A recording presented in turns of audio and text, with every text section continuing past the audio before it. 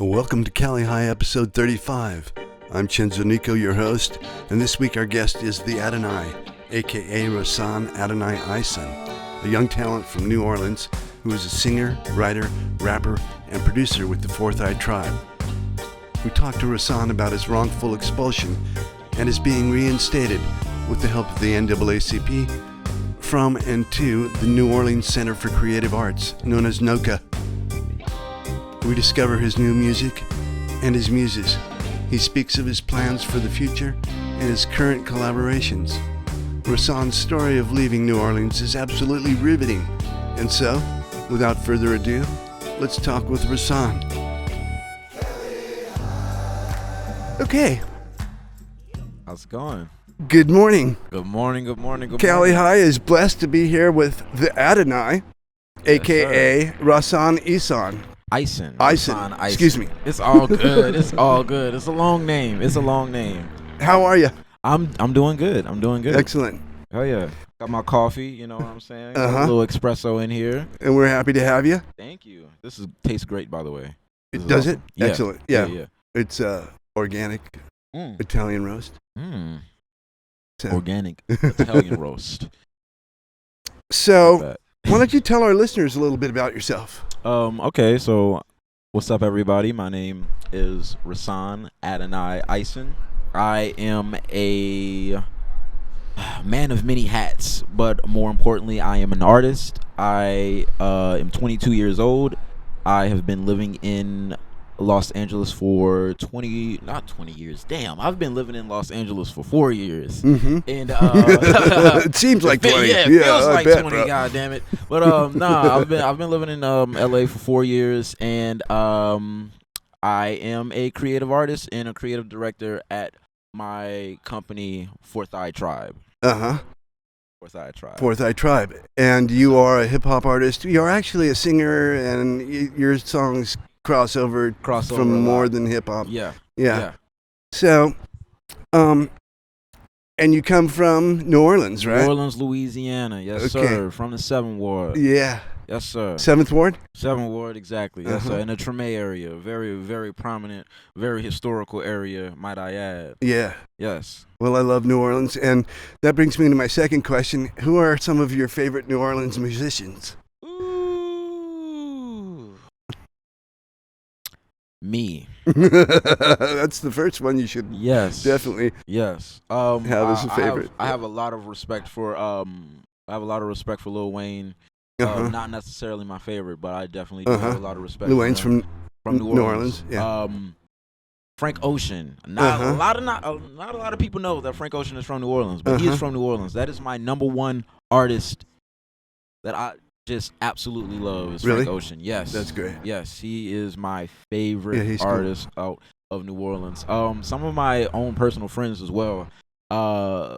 This guy named Sly Watts and Tank. Her name is Tank. She's a singer and poet from this band called Tank and the Bangers. They I want to say 2017, they did a Tiny Desk, and that shit blew up. Oh, wow. Yeah, no, that shit went Tiny crazy. Desk goes viral NPR? sometimes. Yeah. So when the Tiny Desk blew up, that's when everybody knew who she was. She actually got, I think, 2020 or 2019, she actually got nominated for a Grammy for Best New Artist of the Year. And just seeing somebody that I literally, like, they saw me grow up, you know, they know me since I was 9, and I'm 22 now. So to literally see the entire process and see how long it takes just blew my mind. So I was just like, I became a fan of her hard work. To watch an artist grow from beginning to flourishing. Yeah. From being a poet, just going into different poet clubs, just doing little poetry jams, to straight up sitting at the fucking Grammys. You know what I'm saying? Like, I saw the whole thing. So that was crazy. Yeah. You know? One day you'll be sitting there too. Hey. Yes, sir. So, what about Professor Longhair and Dr. John? I know those guys are old. Dr. John. No, hell yeah. I love those cats. I love those cats. Just in terms of just who I'm listening to currently right now. But like Professor John's crazy. Yeah. Crazy. Yeah, I'm a little older than you, and I play the piano, so those guys were my heroes. And you know about the Baptiste family, yes? Yeah. John Baptiste, yo. crazy family. They actually worked. They actually some of the family worked at the arts conservatory I was telling you about earlier. And NOCCA. NOCCA. Yeah. By the way, long story short, I don't fuck with the school as an institution. Yeah. Very shitty, very institutionalized, very racist at that. Like at the end of the day, we are in the South. You know what I'm saying? You'd think that they would be beyond that, right? You would think that they would be behind that, but like since that was the only school of its kind, you know, just we're in the South. At the end of the day, we can't really undo 400 or 500 years of history. You know, it's just a part of some people's DNA. And this the voter suppression thing going on now in several states is really disturbing. Yeah, and once again, like Louisiana's number 49 in the country with education. So we don't necessarily have the best education, but we have some of the most brightest, talented kids that just they're crazy. It's pretty usual, like in New Orleans, it's pretty usual for somebody to know how to play some type of instrument. It's not it's out of nowhere. I come out here, I'm like, can you play something? They're like, no. Oh wow, I didn't know that was like not a thing. Like you're required by like 13 to learn something. Part of the education, right? Music. You're supposed to be able to play something. So you're a hip hop artist, but you cross over with other songs, such as like "The World's on Fire." Yes, that's a cool song. Yes, every song on the album is unique, and yet the album works as a whole. Can we talk about that? I really would love to talk about that. So Quarantine Fever Dreams was made actually a little bit over a year ago now. It was late April, right when the world was basically fucking ending, you know what I'm saying? I was currently living in Los Angeles, and I just witnessed like such a fast city died down so quickly. The shutdown. Just the shutdown. I got to see people freaking out at the stores. And like I'm really a homebody. I'm still very southern hearted, you know what I'm saying? Me too. I stay my ass inside. So like when I went out and I saw like there's a Big Lots right around the corner from my house. I just walk out the door and just go straight there. When I saw everything was going at the Big Lots, I was like, "What the fuck is going on?" Everything was going. You know, get your toilet paper quick. Yeah, I didn't get any of that. I didn't know that was going on at the time. Yeah. So we struggled for at least a week. We did not have a damn thing, just because I just didn't know what was going on. Yeah. So, once I found out that it was the whole COVID situation, I don't know. I got depressed. I got really depressed. I didn't come out to LA to sit inside for a full year and do nothing. You know what I'm saying? I'm a homebody. But I work, you know. And whenever I do leave, it's usually to make connections. You usually do something like this. And for me not to be able to do that for almost a year really, really put me in a weird ass place. You know, I felt like this was a fever dream. Like I'm being forced into quarantine, and there's nothing I can do about it. And that's basically where the EP came about. I just wanted to try my best to write down my feelings of just what was going on. It was 7 songs, just a mood board, a sense.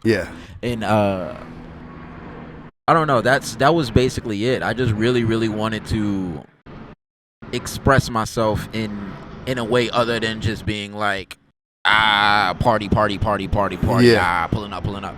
And that's basically it. I just really wanted to express my feelings. Yeah, well, each one of the songs seems to capture a certain emotion. Some of them capture a few of them. Yeah. So that's cool. And where did you get that sample at the end of The World's on Fire? It sounds like it was from a British sci-fi movie or something. Oh yeah. So actually, it was shit. It was one of the so the sample. I actually got it from a newscaster. It was they were just having. It was like war outside, and it was like I just heard it, and I just was like, yeah, this is how it feels. This dead ass is just how it feels right now. Like, I don't know what's going to happen. We had the the Black Lives Matter movements was going on as well. Yeah. So like it was just a lot of shit, and just seeing all of the military, to see how fast the military got there. Yeah.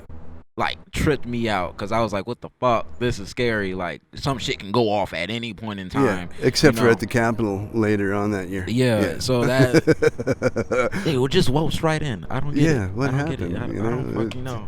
Because different reaction times. Yeah, really different reaction times. Because when I was out there like protesting, I was scared for my life. Just seeing a bunch of like military police, like not even police officers, like military with guns the size of me. Like I'm a short ass dude, you know what I'm saying? So if I'm seeing a gun like this tall, I'm like, why do you need that? We're so up close, and they have like big ass scopes. I'm like, sir, I'm 15 feet away from you. You don't need that big ass scope. They're like, come on now. But quarantine fever dreams. Like it felt like a real ass fever dream. I haven't seen that much military presence since Katrina. It really put into perspective for me like what's important. Yeah. You know? Yeah. And wow.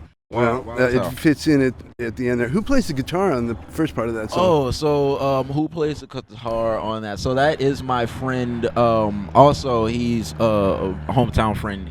Does the music videos for me too. A lot of those music videos, he's my cinematographer as well. How cool. His name is Richard White. I love Richard. We went to high school together, and we've been sticking to it. Well, your voice is great on that song, and it just kind of comes off as something fresh. You know what I mean? Yeah. It's just great. I hate to editorialize. So I know you sing in your rap. Do you play an instrument? You said everybody in New Orleans plays an instrument. For a good part of point in time, I think about 5 years, I played the trumpet just like my grandfather. And here's the Gramps. Yeah, what's up? Richwell Ison, one of a legendary man in the city, a very legendary man in the city. But and my mother, she's a jazz vocalist as well. Oh, really? She's a jazz vocalist as well. And actually, right before she had me, she was actually on tour with the Fijis. That's with Wyclef Jean and those guys. Yeah. So that shit was hella cool, you know. Everybody was pulling up to my family's house at the time. Even like my grandmother was on and popping. Fucking Farrakhan. Farrakhan, when he went to New Orleans, he hung out with my grandmother type shit. So like that's cool. I have some crazy like old family pictures in the attic type shit. Yeah, it's crazy. That's crazy. That's cool, man. Yeah. So you still playing trumpet a little? No. I am fully into the drums, and that's what I was going to get into next. I want to say after middle school, around 6th grade. So 6th grade to high school, I played the drums, full-blown outright drums. And there is this thing called Jazz and Heritage Foundation. It's the same people that they do the Jazz Fest every year, which is around late May, early April. Is it late? No, it's late April. We're in April, May. No. I'm right. Late April, early May. New Orleans Jazz Festival. New Orleans Jazz Fest. Yes, it's wonderful. It's wonderful. So, what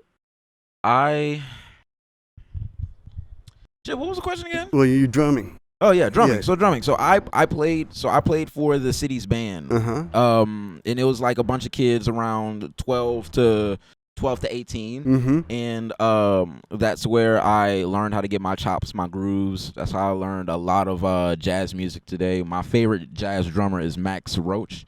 Oh yeah. What a fucking guy. Is he still alive? No, he's not. No, he's big dead. No. Yeah. You know who?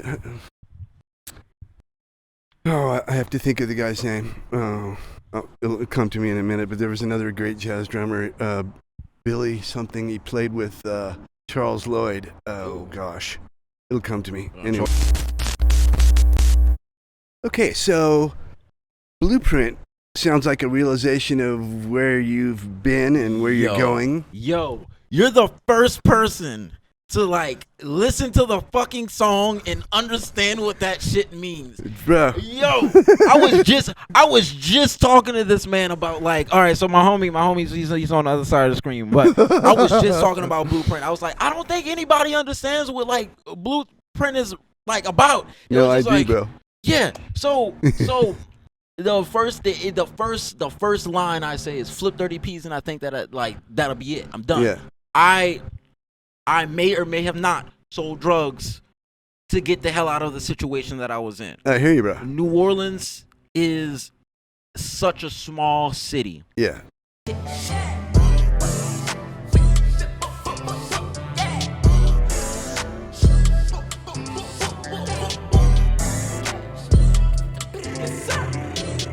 Flip 30 piece and I said that'll do it. Remember the days I was trapping that could. I could've stayed, but I kept to the music. Before I start college, I knew it was stupid. I got a brain and I know how to use it. Thank God I know what a W2 is. Some of y'all 30 and stay acting clueless. I brought you niggas up, you acting like Brutus. I heard you had a chance, watch you them blow it. My time is money and I gotta use it. Some of these women, they think that I'm Cupid, and honestly, I think they drink kinda.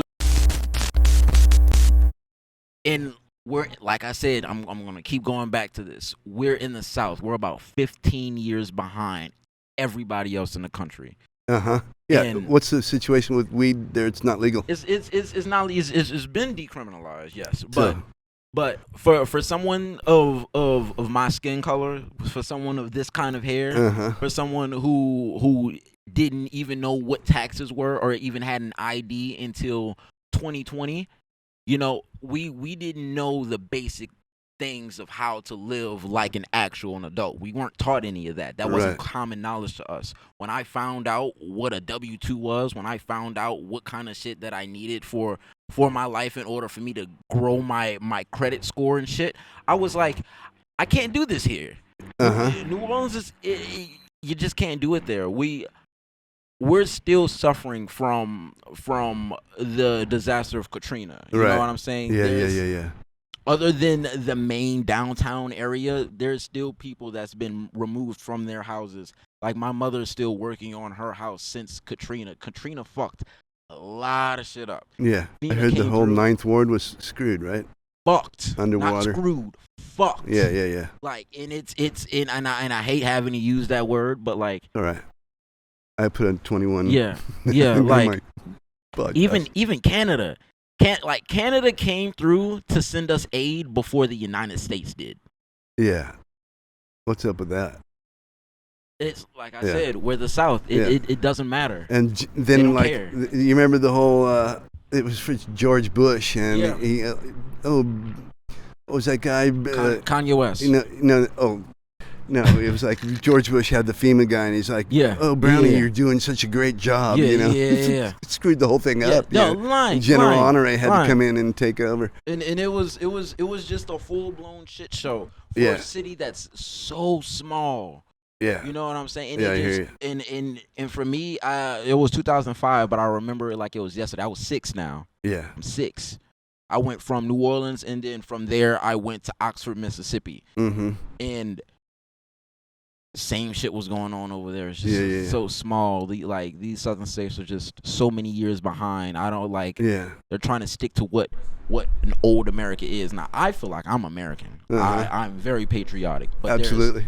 You can also be patriotic and be a forward thinker as well. You absolutely. You could be a revolutionary. You know what I'm saying? So like that was like my whole thing, and the fact that no one else wanted to be forward thinkers, and no one thought that, you know, my city was important enough. I just was like, I need to find a place with better resources. I need to find a place with more infrastructure, you know? And that, like, back to the blueprint. That was my blueprint. I was like, okay, I need to go to a really important high school. I need to get a great education. And I need to get the fuck out of here. Or I'm going to be stuck here. Yeah. And I feel like that was one of my greatest decisions ever made. Yeah. And I think the blueprint. What was the line in the song? Getting out of the city, something about? Man, for 30 pieces. Yeah. But the whole city, like. Man, I can't even remember right now. And he's collecting bills. Okay, that's good. Yeah. We know. Yeah, and there was So there was a line that's like, I love my city, but I must get out of here.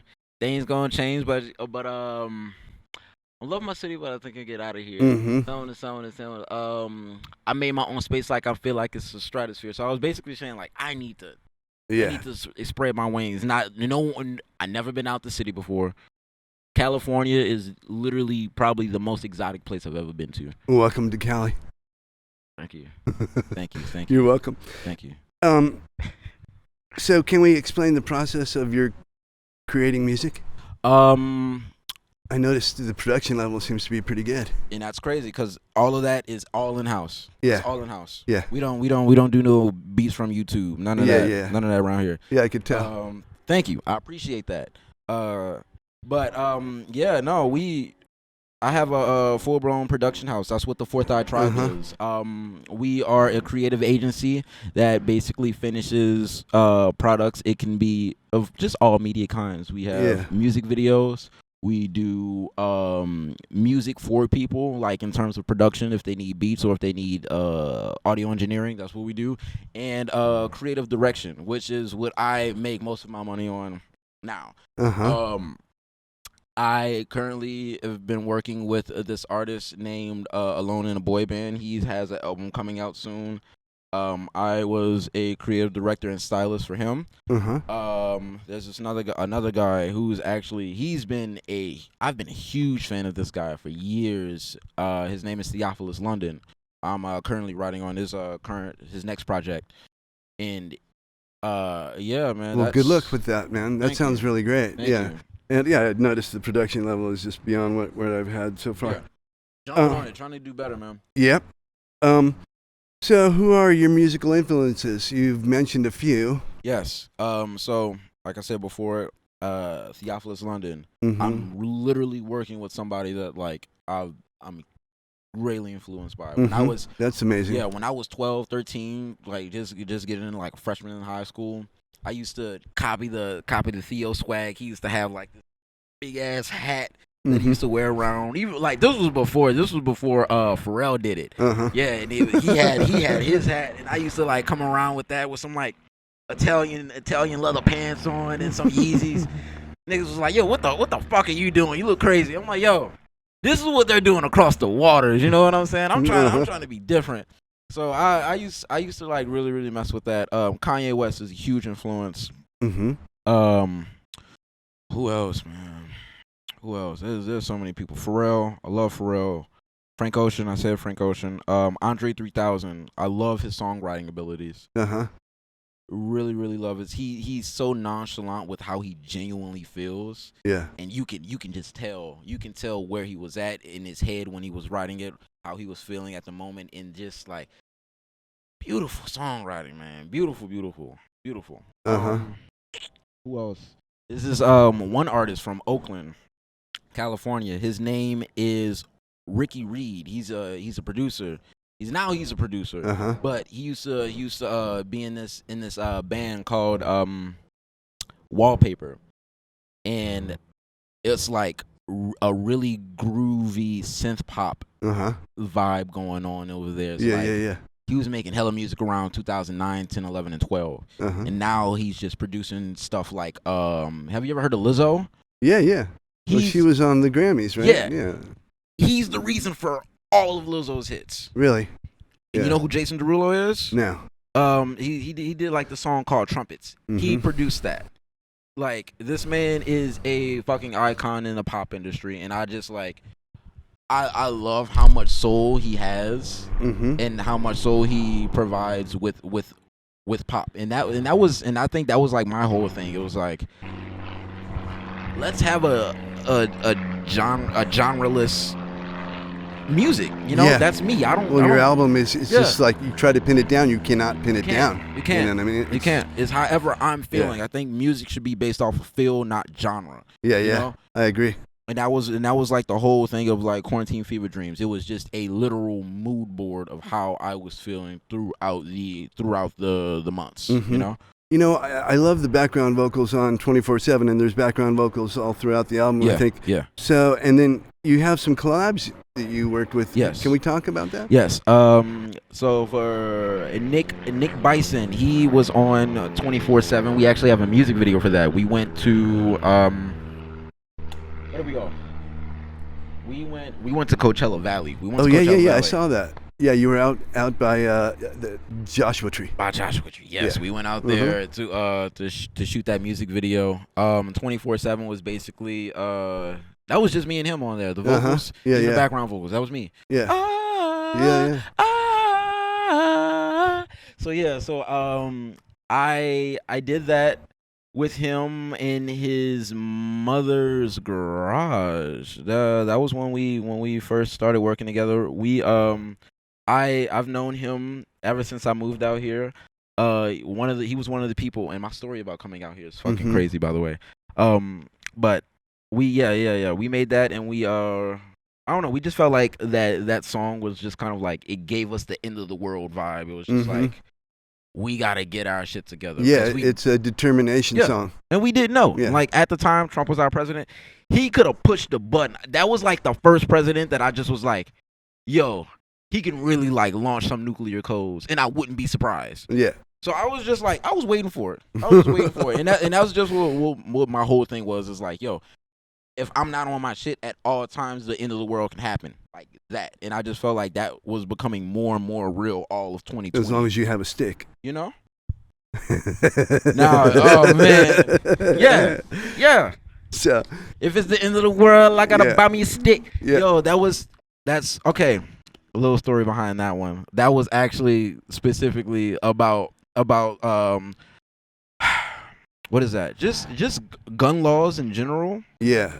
And how backwards everything is. Like, I didn't know about the economy like that at all until I was doing my homework. Like, COVID really made me aware of what's going on in the country and how people can like excel and do more. I feel like that's why there's a big boom in the stock market right now. Information is out there. It's not impossible to read up on it. All you gotta do is read. Well, it's kind of caused a transformation in the way people do things, and certain people are prospering. Yeah. And I think that was my whole thing. So for that song specifically, Monster Hunter, I was the monsters that we were hunting are people like me. Yeah. I was putting myself in a strong conservative like mindset, being like, well, if the market crash, fuck it, I got 2 homes I could sell. Yeah. If the market crash, fuck it. If these motherfuckers go crazy, I got guns too. You know, this is like, I'm the right to bear arms. You know, there's people genuinely think like that. So I know. When I was listening to Monster Hunter, I thought to myself, I said, okay, let's ask him this question. Yeah. Would you have any advice for people going through a hard time? I would say it depends on what kind of hard time you're talking about. Yeah. If, the times that we're in, it could be financial, it could be emotional. Financial literacy is the greatest weapon in America. Financial literacy. If you don't know what the fuck you're doing, you cannot live in a capitalist society if you don't know about like money. You got to know how to move your money. Yeah, even that might be a little bit repugnant to some people, but it has even to. That. It's necessary. It's necessary. It doesn't it does not matter what you're trying to do at the end of the day. What kind of government we're in currently, work with what you got. Exactly. We can't change this motherfucker and make it a whole, communist, and that's going to take hundreds of years. You're not going to be alive that long. Just roll with the punches, and financial literacy, I think, is the best weapon. That's great advice. Yeah. I'm glad I asked that question. Yeah. So, two-stepping kind of expresses disappointment and yet a sense of anticipation or freedom. Yes. Am I tripping? No, that's it. Yo, you're like hitting the nail on the head with all of these songs. It's like I just dropped another project, so like I'm like trying to rejog my memory. I'm gonna have to listen to that. I didn't even realize it's out yet. You're hitting everything nail on the head right now. So two-stepping was basically about like trying to look for love during the COVID era. Like, you can't go outside. So you're literally stuck to just swiping through Tinder, swiping through Bumble. You're not going to necessarily find out who people are for real. So it's just like, you know. But no, two-stepping was basically just me trying to find love in places that I knew was not going to work. But since that was all I had or all I knew, I ended up creating a very bad cycle for myself where I was looking for love in the wrong places. And once I was hurt or once I felt like I was feeling bad, I would just get fucked up. Like, all right, yeah, let's go get high. Let's do a bunch of drugs. And I mean, by drugs, not like cocaine or anything, but it's like psychedelics, you know? Cali High does not endorse the use of psychedelics or any illicit drug. Thank you. And for me, I like using psychedelics to kind of really work through if I have an issue. Yeah, it really gets you facing yourself. Yeah. We're back. All right, part 2. Little break, and I brought my laptop. Excellent. We're here with the Adoni otherwise known as Rahsaan Ison. Yes. Ison. Yes. Okay. So my full name, by the way, is Rahsaan Adoni Ison. So my stage name is my middle name. Yeah. And my legal name is Rahsaan Ison. Cool.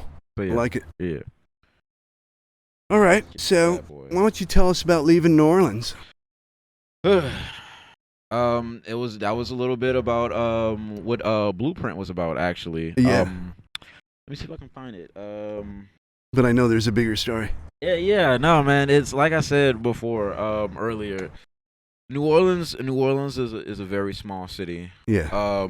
So whenever you would get in trouble, everybody would know. Everybody would know. Yeah. Whenever you had beef, everybody would know. Uh-huh. Everybody know where you stay. Yeah. And for me as a rapper, yeah, I can't have beef with people, or I can't, I have to stay on a very, very thin line. I have to make sure that everybody's happy. Yeah. But for me, I like to make myself happy. Mm-hmm. So there would always come, I want to say there was just haters, man. Like, I just genuinely thought that I was just doing a lot of things different. I was around, 16, 15, like up with the big guys. I was already in college doing these rap shows. I'm here at college parties, running shows at the age of 16 and 17, like running my shit.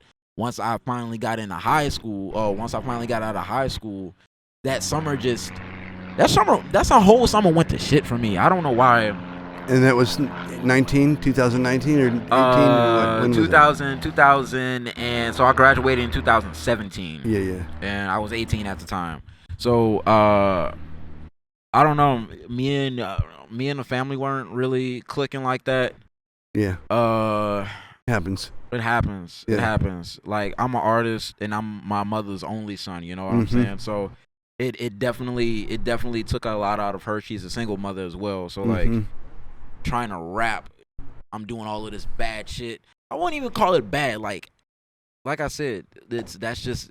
Yeah. My mom went through it too. Yeah, that's just the way people lived at the time. And for me, I thought like being a man was straight up just taking care of yourself. In some aspects that's true. Yeah. But self-sufficiency. But to a point where self-sufficiency can also become selfish. Yes. And I want to say I don't know. Just something happened in between just me and my family, and I just was like, I can't stay here. I felt like it was just for my mental health. I was going manic at the time. Yeah. Small towns to do that. Small town to do that in. I know New Orleans is not a small town, but it's kind of like it's very very close knit. Yeah. 70,000 people tops. Yeah. And the degree of separation is literally just one person. I've never not known somebody that knew somebody else that I knew. Yeah. So, yeah, man. Well, there's a lot more anonymity here in LA. Yeah. So I got into it with the family one last time, and Mm-hmm. I didn't even tell them I was leaving. Yeah. I didn't tell anybody I was leaving, not even my friends. I just like I went through some bullshit in high school with NOCCA. It was very, very, very, like I said, it was a very, very institutionalized racist place. Mm-hmm. And I was more of a diversity quota, not necessarily their star pupil. Right. I had the means, you know what I'm saying? Yeah. And what they fucked up on was genuinely giving me the encouragement. Not even the encouragement. It wasn't even encouragement. I feel like my what is it? Just my stubbornness was my encouragement. Like no one could fucking tell me what to do. Yeah, yeah. You know? And I took that in a healthy way. Yeah. Because I was like, I want to be a mixed media fucking god. There's no one who can tell me different. And it was like, no, you're here for film. You need to learn film. I was like, the fuck? If I know it already, let me like move on. Let me learn more. And they had, I'm talking about everything. State of the art computers, state of the art studios. I'm talking about like expensive $800, $900 mics like that I could be able to use. I did my first EP. You know, worked out of there and knocked my shit out, learned as much as I could. And I don't know. I felt like I was ready. Yeah. And just a lot of shit was going on just at home, at school, and I was getting shunned like on a national level. The NAACP stepped in because of how like I was wrongfully expelled from my high school. Oh, really? Not once, but twice. You can't get expelled from a high school twice. Yeah, yeah. You know what I'm saying? So they knew they were fucking up. Yeah, yeah. And it was sad that the NAACP had to step in order for them to reinstate me into the school. Wow. Didn't let me graduate with everybody. Lied to me, told me to come to the graduation. I go out to the graduation. There's about 6 police officers, big guns, standing in front of me and in front of the graduation school. Like, everybody's family's there. Really? Most embarrassing moment I ever had in my life. I tried to walk up. That morning, they told me that I can come because I finished my shit. Yeah. We were already having issues with them telling me that I didn't like finish my work there, even though I know I did. Right. And they told me that just for me to get my entire family to see me not be able to, and I'm talking about not just my family, every single student that was graduation's family, like they looked outside. So the building that was in had a lot of glass, so you can see all the police officers like stopping in front of me, going like, "You're not walking through." And I'm like, I wasn't told. What did the police have to do with the school? The school called the police. Like I said, it's a state school, right? So their security is the state police instead of a normal security guard like normal schools would have. Yeah. And that's weird. Isn't it weird? Yeah, that's weird. Isn't it motherfucking weird? Yeah. And the first person that decided to walk out was Kyle Weedberg in his little fucking butt buddy. I fucking hate those guys so goddamn much. But he had a smile on his face, looking at my mother, and the first thing he said was, "I told you wasn't gonna make it. I told you. You thought this shit was a game." Like, a grown-ass man telling me, my family, like, I don't have a big family. It's just me, my little sister, my mother, my granddad. Yeah. So that's not cool. Welcome to LA, bro. I think we're happy to have you. Thank you, and I love it here. Like, I was upset at that, very embarrassed at that. Took it out on everybody, and like everybody's emotions was bad, man. Even my mom's, like, she was embarrassed too, because she's a very, very proud lady. Absolutely. Everybody knows her in the city. Yeah, not cool like, at all. Yeah, they're like, the son of the Ison family didn't graduate. How was that? That's not the case. I can show you my little credits in my graduate. Like, they sent my diploma through the fucking mail. I didn't get. I've never opened the envelope. It's the diploma's still in the envelope. I can't. I genuinely can't. That amount of embarrassment and that rift that it caused in between me and my mom, like, she got tired of people talking shit about it all the time, and then she got mad at me because she was just like, "Why the fuck you just didn't listen?" And it's like, it's not that. I just genuinely felt like they didn't understand what I was trying to do as an artist. As an artist, you're not supposed to. I've been waiting. as an artist, I don't feel like you're supposed to put anybody in a box. And since I keep going back to it, but since I'm black, I'm already put in a box. Right. Since I'm in the South, I'm already put in a box. Yeah. Well. And what was the first? And it's so fucking cliche, but what's the first place you want to do when you want to become a new person? Fly to fucking LA. Mm-hmm. I did that. I bought the ticket the same day. Left. Didn't tell anybody. And I landed in LAX. So mad, just hurt, upset, and not noticing what the fuck I was doing. Like I said, I went manic, very AWOL for a second, you know. Yeah. Ran out that same night with all my little weed money. Mm-hmm. So first flip 30 P's, and I said that'll do it. Yep. Came out here with that, and I stood at LAX for like 2-3 days. I stayed there. Really? Like sleeping at. I didn't know anybody. Yeah. I didn't know anybody. It's a brave move, bro. Yo, I still don't know how the fuck I got here now. Well, like I said, I'm glad you're here. Yeah. You know, I was an ex-teacher. I taught for 25 years, and I had to run in with the administration. Anyway, schools are not always run by the best people, It's bro. not. And I'm sorry for that experience for you. Yeah, and that's the crazy thing. Like, there's schools across the waters, like, they're handling their business, man. Yeah. Like, they make apprenticeships. There's not that kind of shit here. There's a internship, unpaid internship if you want it. And then your ass gotta go to college in order to get a paid internship. That's just fucked. That's fucked. There's kids that's been learning how to do what they love since the age of 12, and they've been getting paid for it. They've been getting the proper knowledge for it. Yeah. We don't have that here. No, we're kind of disconnected from like fair society. Yeah. So let's just change the subject a little bit. What do you count as a blessing in your life?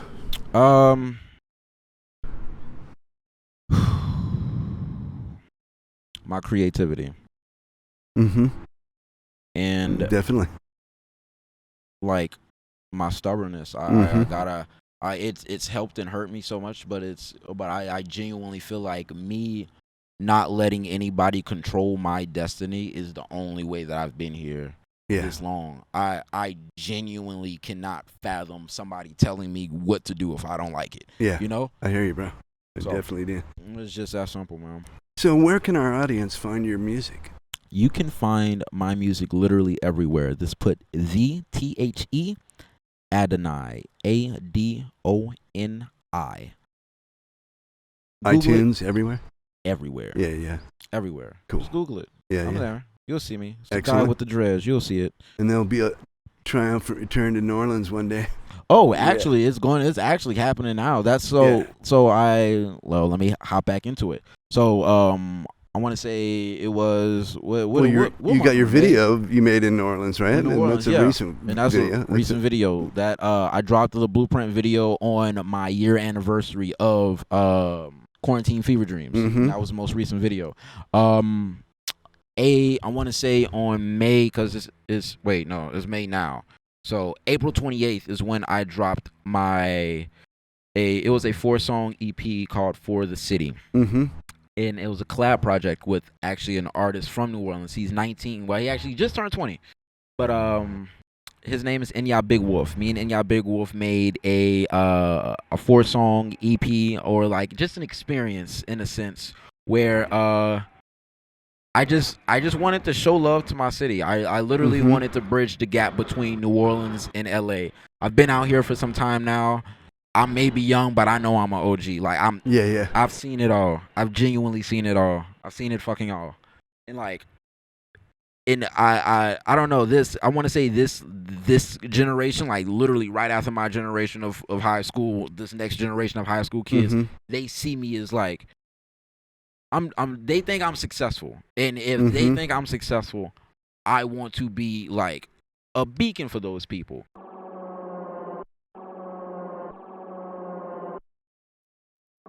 Gentlemen, start your engines. Beating up the bads like a King Kong. In the White House, models in the living room. When the money call, vibing to my ringtone. Blue watch changing colors is on Flintstone. Beating up the bads like a King Kong. In the White House, models in the living room. When the money call, vibing to my ringtone. Blue watch changing colors is on Flintstone. Diamonds on my neck, had to spend a check. I I just hopped up in the Benz, hope this bitch don't wreck. 3-5 in my wood, that shit roll like Shrek. I do whatever for revenge, bitch, I feel like X. We got style now, we changed the game up. We some rock stars rockin' and we raised up. I'm going Darth Vader with this lightsaber. I know some wolves in the mountains and they dangerous. I know some wolves in the mountains and they dangerous. I know some wolves in the mountains and they dangerous. Beating up the bands like a King Kong. In the White House, models in the living room. When the money call, vibing to my ringtone. Blue watch changing colors is on Flintstone. Beating up the bands like a King Kong. In the White House, models in the living room. When the money call, vibing to my ringtone. Blue watch changing colors is on Flintstone. I just hit my bitch and she was on Rodeo Drive. I told her I was gonna get back around 5. I just took her, I see how the fuck I'm finna drive. I'm a hot boy, nigga, I know I survive. I just went on IG Live and told them all my biz. What you know I'm fine though. Niggas really doing real crimes though. White collar crimes though. My hands on a Bible, I still fucking lie though. Nigga like a track meet. I don't care about the hurdle, nigga, I'm an athlete. Niggas can't walk in my shoes, bitch, I got some fat feet. And if she taking off the game, nigga, I'm an athlete. We don't take a chance, no we are. I got hella shooters in BR. I got hella fellas in DR.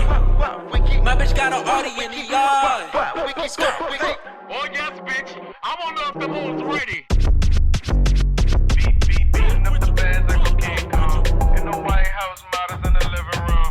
When the money call, vibing to my ringtone. Watch changing colors is on Flintstone. Beating up the bands like a King Kong.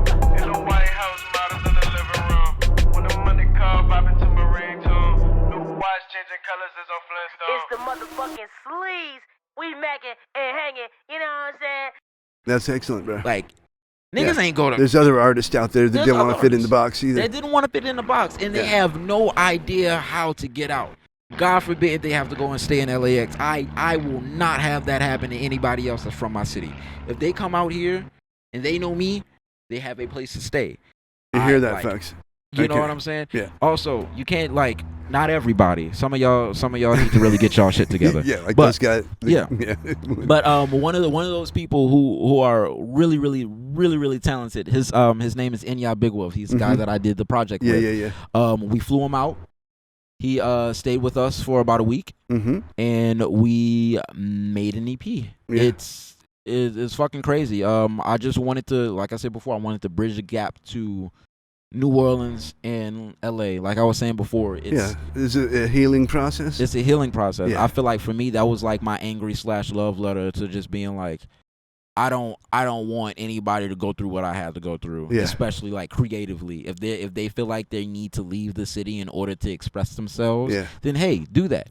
There's a lot of people that's literally in my shoes where they've never left the city before, other than for Katrina, you know? Yeah. So it's like, it's scary. Yeah. It's scary. And that 18 to 21 field right there, some people want to take their like little year off to their little gap year and shit like that. I want to be like people don't have funds for that, you know? Yeah. I want to be the bridge that really helps people understand that there's more to the world than fucking New Orleans. Yeah. And I love New Orleans. I'm gonna keep saying that. Oh yeah, it's like I said, it's the city I recognize that had the most culture. It of does. any American city. It genuinely does. So I don't know. In order for me to really appreciate my city, I had to leave. You know, and then in order for my city to appreciate me, they had to see what was going on. You know. So if our audience wants to watch your video, it's at your YouTube channel is just the Adoni. No, so my Adoni? YouTube channel. Man, I'm my sorry, pronunciation. it's Adoni. It's okay. It's okay. We'll get it right. Like I said, you can call me Addy as well. Addy. You know, Addy. But I want to say. No. Like I said, my YouTube page is my company's YouTube page. Which is Fourth Eye Tribe. Fourth Eye Tribe. Yeah, Yes, that's right. That's right. We don't go. Everything's in house. Yeah. Literally. That is so cool. Everything's in house. We run all that shit. Well, maybe I'm gonna use you. Yeah. Hey, whatever. Like some whatever musical you need. plans Like, we're need to come to fruition. trying to become a fucking media god, bro. Like it's happening. I want to be like the Elon Musk of fucking rap. Like just do some crazy shit. You know. The last person that we had that had that much innovation to do something was Kanye West, and I felt like once he really got into a creative mode, the guy fucking lost his mind. You know. And he was pretty groovy. But the Trump stuff kind of turned me off. I got to tell you. Like I said, he genuinely lost his mind, and we got to realize that was from him not getting the proper care that he needed. He didn't get diagnosed about his anger issues or his bipolar disorder until he was 43. I'm not about to wait till I'm 43 to see if something's wrong with me. You know. Once I get that shit handled, while I don't have the entire world looking at me, I'm sure I can do much better. Yeah, you know, and that's my goal is to pick up where he left off and try to make or innovate just rap in the culture in general. You know, now that the city's kind of opening up and maybe even the country, or at least the state, let's put it that way, we're gonna do some live shows. Yes, I'm fucking it up. Yeah. All summer. I'm already starting on getting something with one of my friends. Her name is Nika. She's a makeup artist, and I want to say before the whole COVID thing, she did this thing called camp where we went into, it was like just a big space like like I think it was like a storage, not a storage unit, but like one of those warehouses. Yeah, it was a warehouse party. And it was just expressing a bunch of different like medias. That's cool. Art. And one of the medias was music. And my friend my friend Nick Bison, who was the guy that's on 24/7. He was on there. He was on a little lineup. He did his little thing, and we're gonna do the show again. You know, now that keep us informed, and we'll hell yeah, tell our audience. So and that's gonna be really dope. It's gonna be a bunch of different artists, fashion, music, costume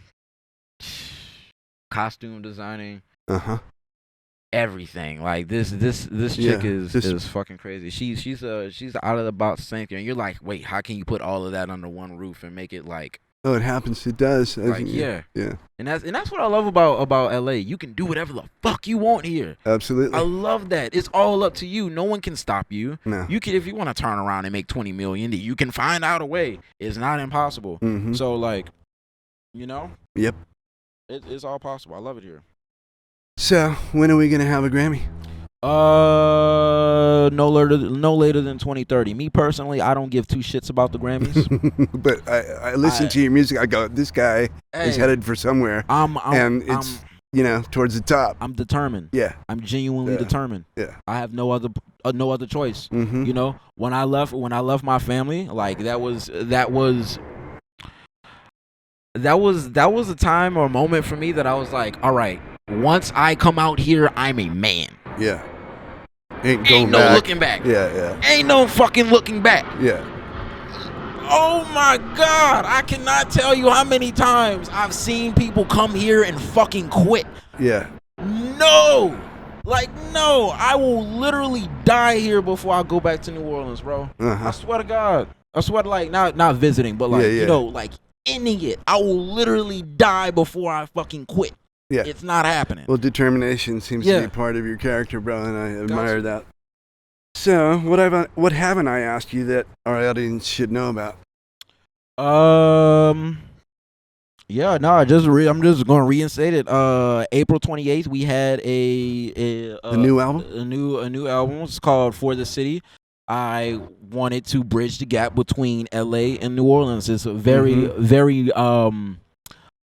upbeat, very West Coast meets the South EP. Like, I loved it. The whole thing is 11 minutes long. Yeah.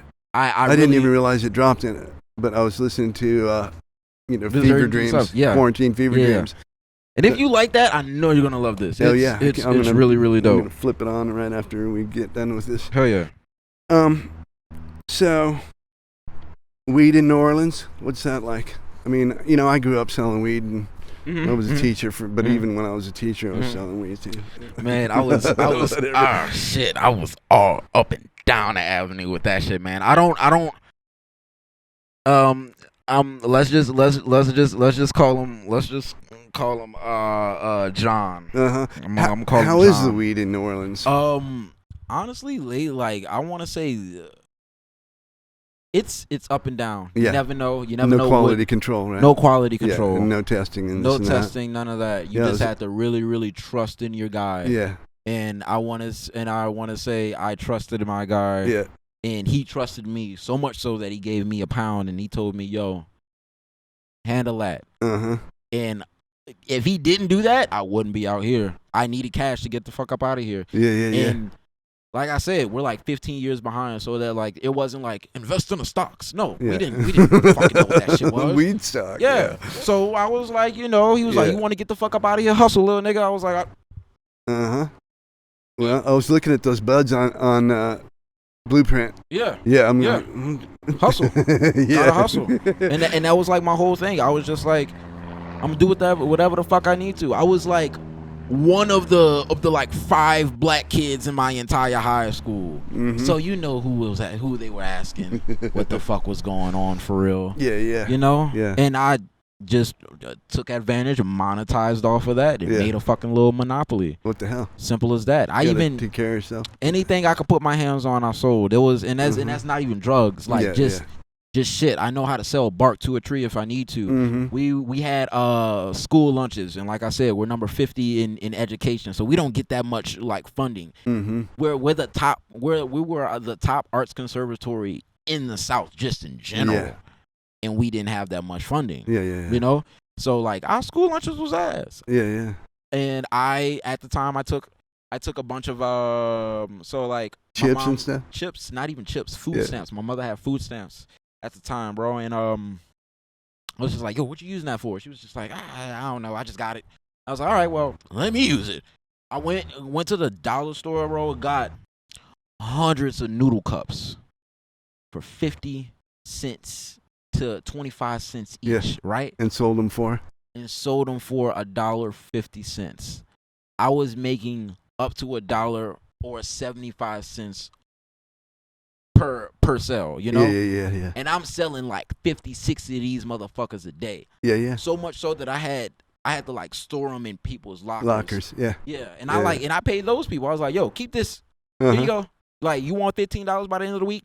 Yeah. Keep this in here." I had students coming in with big bags of stuff and selling them to my students in the class. I'm like, "Listen, just don't come in with the bag. Yeah. Get the stuff over, sold before the bell rings. Leave the bag. Yeah. Or if they came with the bag, they had to leave it at my desk. Yeah. You know what I mean? Yeah. No, so gotta respect the gotta respect the class. And I try not to think on them and let them do their thing because people need to make money. You know what I mean? People gotta make the money. You never know what people's like are really going through for real. But like I said, my school didn't give a fuck. They instantly thought it was drugs. Oh, they instantly thought it was drugs. and even if even in the noodles. But yeah, yo, it was crazy. It was genuinely crazy. They would like pull me out of class in the middle of the day and be like, "Open your locker. You know you're not supposed to be selling anything on school, and you always smell like weed. So is it weed?"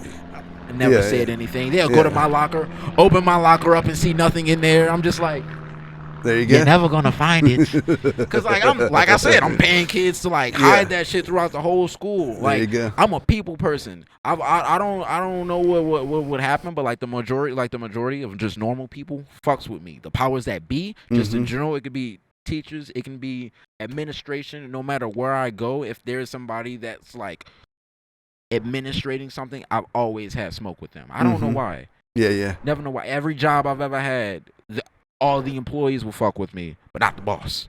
You know? So I just ended up being like, fuck it, I'm gonna just become the boss. Yeah. And just handle That's my where you own gotta shit. be. You know? Exactly. Fuck it. Like my ultimate goal is to go back to NOCCA and buy that school out and make it a private school. That would be great, bro. I want to buy that school out. It's the idea behind it as an arts conservatory is fantastic. The people that's running it, like fucking Kyle Weedberg, I hope anybody like Kyle Weedberg, if you guys want to know who that is. Is that the administrator? That's we don't even have a principal. He's our CEO. Oh, really? We did so Yeah, that yeah, so yeah. just Yeah. when I say this shit was institutionalized racism, Uh-huh. like we didn't have a principal, we had a CEO. That was it. That's And kind we of had weird. it admit, Yeah. ain't it? Yeah. All And right. who's watching over that guy? Who the fuck is watching over that guy? Yeah, Only the governor, and he's Yeah. fucking buddy with his ass, bro. Uh-huh. So like, if he was doing weird shit, it didn't matter. He's like, that's my dog. I ain't about to fucking rat him out. Oh, what? Yeah, yeah. You got wrongfully expelled. I don't give a fuck. You know, every single lawyer in the state is backed by NOCCA. You know, Uh-huh. so like, Yeah. only way you can fight money. Fight power is with money. Yeah. I'll buy these motherfuckers out. I'm gonna come out here, make my fucking money, and then once I'm done, I'm buying these motherfuckers out, bro. Excellent. I'm buying That's them a out. great idea. Oh yeah. And Oh yeah. karmically, it would be just so satisfying to see. Yeah, it is. It would be. Let me just ask a lighter question. What is now that you're out here in Cali, and I'm sure Yeah. you've visited several dispensaries or Yeah, at yeah, least yeah. had weed from them, what is your favorite strain out here? Or do you have a few, or what? I have a few, but I want to say currently it's Wedding Crashers. I love me a good indica. Yeah. What is Wedding Crasher? Wedding cake crossed with? Wedding cake crossed with something else. I don't Uh-huh. even remember, but that's like my main thing is Wedding Crasher. What's our favorite strain? Wosi Wo. Oh my God. The Dosey-Do? Yeah, no, Wosi Wosi Wo. Wo. It's Okay, it's it's a different. blend Yeah, of yeah, Dosey yeah. Do. Yeah, yeah. No, it just came out. It was some shit that I smoked at 420, man. I'm gonna get some more information on that, but Okay. I had the box and it was called Yeah. Wosi Wo. Yeah, well, I got some B22. I don't even know where that B22, comes yo. from, but it's really good. We're gonna smoke some right And now. I'm with that. I'm with all of that. We can go Yeah. and have a little rolling contest too. I'm so with that. I love that. So, Rahsaan, I want to thank you for coming down today. Oh yeah. And Cali High really appreciates your input. Thank you, You know and what I mean? I really appreciate getting the opportunity to just talk, because I'm not a big talker. Uh-huh. I don't talk. It doesn't seem like it, but like I'm Yeah. I'm a very very like to myself person. A lot of shit is going down to where it's like, Yeah. you know, I've closed myself in. But I really think the pandemic took the time for me to get out of that Uh-huh. and really really snap back into like just me fucking killing it, bro. Uh-huh. You know, that's Yeah. like my main goal, is to genuinely just create without limits. Yeah, well, we're going to follow your career, bro, and you're going to come back. And we're going to check in. Yes, sir. Yes, All right. sir. Cali High. Cali motherfucking high. Let Okay, me get Cali in here. motherfucking high. Cali out. motherfucking high. Yes, sir. Yes, sir. Vibe out. It's your boy, Rahsaan Adoni Ison from the 7th Ward, 22 years old, and I'm still your dad. You feel me? The Let's go. Adonai. Okay. What's I tribe in this motherfucker? Cali High out.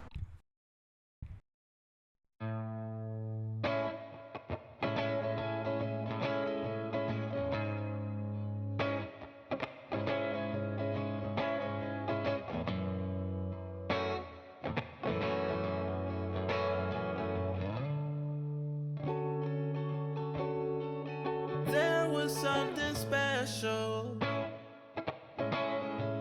There was something special in you. The world is such a mess now. And now we're losing blessings God sending. And I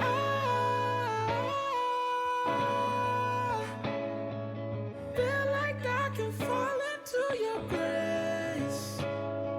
I feel like I've been falling out of place without you.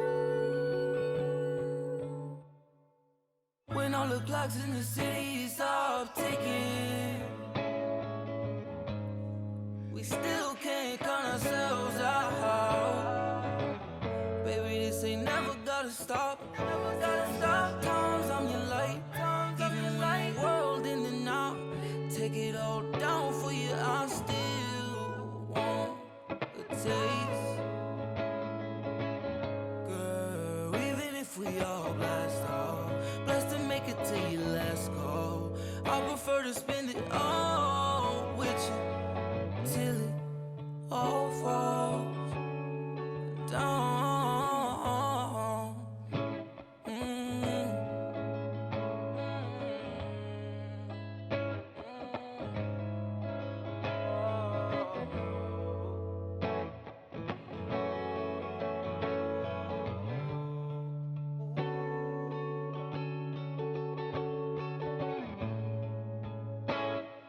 And even when the world falls apart, I watch it burn down with me. We can both close our eyes and pretend for a moment that everything's alright. I don't know for sure if we can make it, but I promise you I'll try. Maybe it will be all for nothing, but I promise I'll be here tonight. Here before, haven't we, with ceasefires being on 1 minute and then off the next. And in the last few minutes, in fact, there's an air raid siren now. We're just going to take cover. I can carry on talking to you, but we'll just head inside. I think